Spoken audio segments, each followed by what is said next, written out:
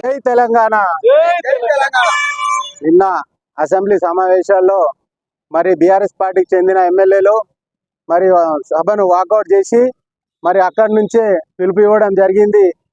ఎందుకంటే లగచర్లలో కొడంగల్లో మరి ఫార్మా బాధితులకు మరి న్యాయం చేసే విధంగా మరి బీఆర్ఎస్ పార్టీ పిలిపించింది. ఎందుకంటే రైతులను నిష్పక్షపాతంగా విడుదల చేయాలని, మరి రైతులను క్రూరంగా బేడీలు వేసి ఒక దొంగల్లాగా బేడీలను వేసి మరి 30 రోజులు అవుతున్నా కానీ వాళ్ళను విడుదల చేస్తలేరు.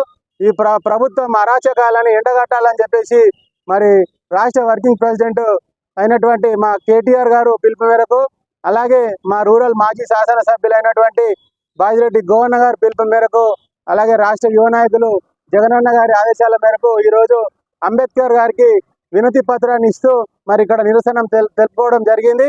దాంట్లో భాగంగా మరి మండలంలో మాకు ఇచ్చేసినటువంటి మా జడ్పీటీసీ నరసన్న గారికి, అలాగే మరి సీనియర్ నాయకులు ఒడ్డెం నరసయ్య గారికి, మరి సర్పంచులు యూసుఫ్ గారికి, యూత్ నాయకులు గిరి గారికి, అలాగే మరి లింగం గారికి, మరి మహిళా అధ్యక్షురాలు గీత గారికి, బుచ్చమ్మ గారికి, మరి అలాగే సంజయ్ గారికి, సురేష్ గారికి అందరికి కూడా పేరు పేరున ధన్యవాదాలు తెలియజేస్తున్నా.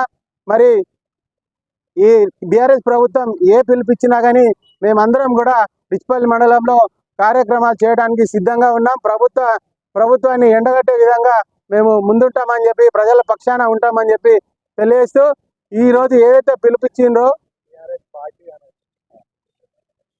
బీఆర్ఎస్ పార్టీ పక్షాన నిలబడి మరి ఏ కార్యక్రమం ఇచ్చినా ముందుంటామని చెప్పేసి తెలియజేస్తూ, మరి లగచర్ల ఎవరైతే బాధితులు ఉన్నారో రైతులను బేషరతుగా మరి ఎలాంటి ఆంక్షలు విధించకుండా రైతులను విడుదల చేసి మరి ప్రభుత్వాన్ని మరి వారి పట్ల మానవీయాన్ని ప్రదర్శించాలని చెప్పేసి తెలియజేస్తూ, మరి ఏదైతే గవర్నమెంట్ 6 గ్యారెంటీలు ఇచ్చిందో, మరి 420 హామీలు ఇచ్చిందో, హామీలు ఏదైతే ఇచ్చిందో అవన్నీ వెంటనే మరి అమలు పరచాలా.